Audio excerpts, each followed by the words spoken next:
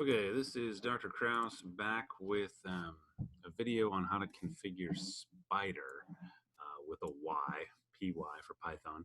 Spyder is a GUI for Python. It is not how I prefer to work. It's an IDE, an integrated development environment.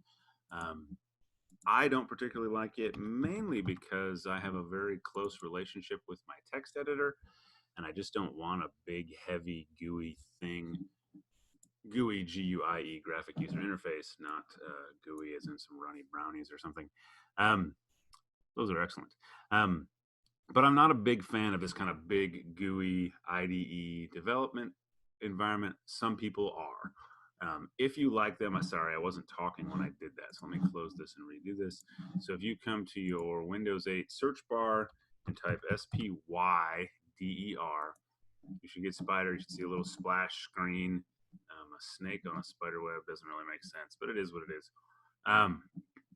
But just like what I showed in the default IPython configuration, if I come in here and try to type, so over here on the left is like a text editor. Not completely sure what this space is up here. I guess it's going to show me some objects or something. And down here I have an IPython window. The problem is, just like the stock IPython window, it's not by default loading my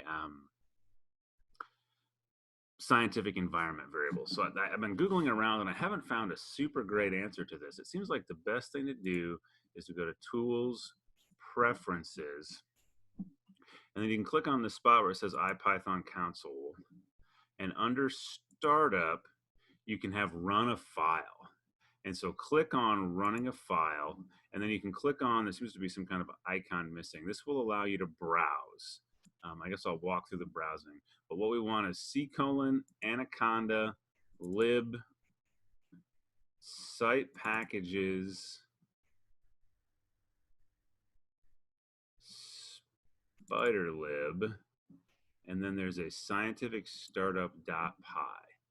Do that, apply that, and then you'll have to hit OK and then restart spyder.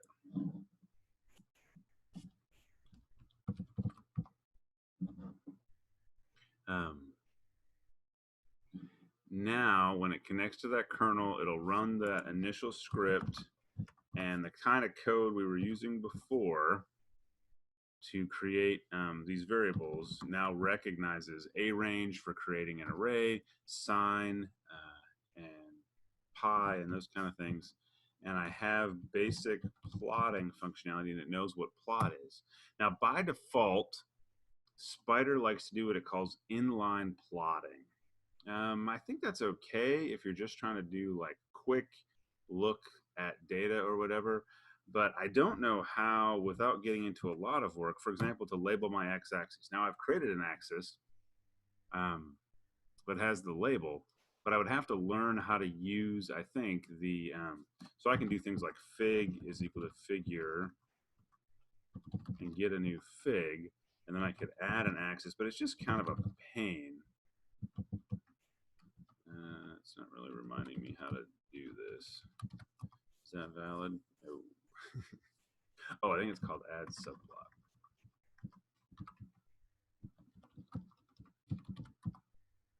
Okay. Oh, whoops.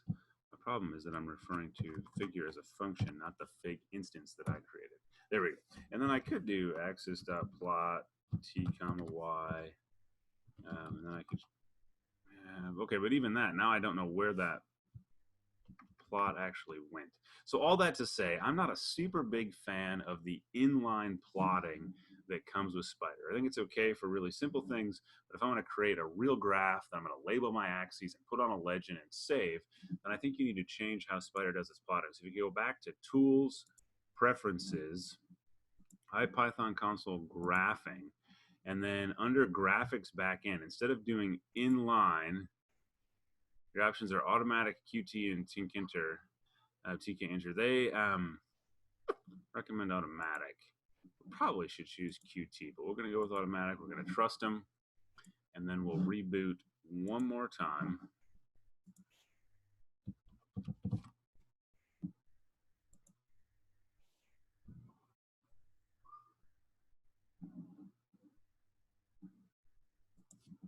And now I can do things like t is equal to that, and y is equal to that, and I can plot that. And so I don't see my plot, but my plot is over here in another window. And then I could come back over here, and now I could label my x-axes. When I come back over here, there's the x-axis labeled correctly as I like it. So not quite as convenient maybe as having this inline plotting thing so you can see it in your code, but I have the ability to go back label and do, or later, and do labeling and legends and those kind of things. And so I think that's really valuable. And so that is a valid plot code. And I've got, like I said, it was tools, preferences, IPython console graphics, and not selecting inline. And so that's basically a configured spyder to do reasonable things. %hist is a magic, what they call a magic command in IPython to show me the history of what I've done. And so what I want to do is just copy these things and talk about how to actually execute some code using spyder.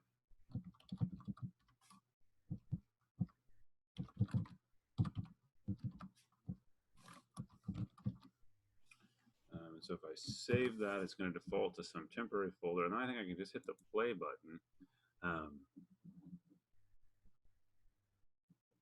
And I think that's going to work. And so it ran a file and created my plot for me. Now, by default, one of the things that this highlights is you can't really maybe tell if you don't know what you're looking at, but this is now a green on blue. There's actually 3 lines here because by default, if you don't clear your figures, Python assumes you want to continue adding to them, which is, I think, the opposite assumption as MATLAB. So if I should come over here and, whoops, my caps lock key is on, and create a new figure when I do this, and then CLF stands for clear figure. And so if I save and run that, now if I go back and look at this, I've got 1 blue line and 1 green line. And it's probably not obvious if you don't know the Python color scheme, the matplotlib color scheme. But there were 3 lines previously. And then I could also then come in here and say things like x label time in seconds. Whoops, I probably spelled x label correctly.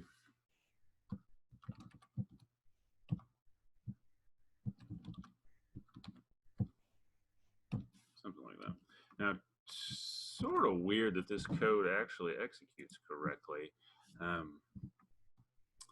in that it's really not valid in my mind until we have something like, and it's not from PyLab anymore, so I'm teaching you a slightly bad example, but you really should have those 2 lines at the beginning of your function or something like them before you run this code.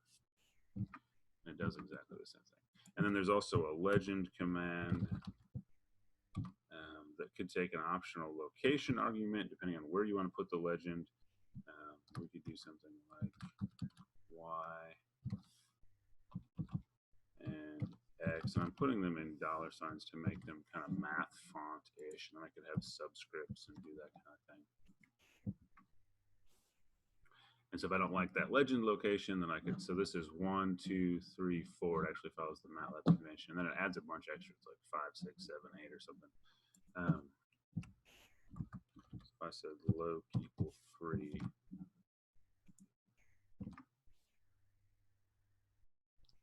keyword can't be an expression. No, this is supposed to be a comma. So yeah, that's basically it. How to use spyder, I could then save or load this file as something else, and I'm just hitting this little play button to execute the code in the current console, and I'm flipping over here to look at my graphic. So it kind of gets you up and running with spyder. Thanks.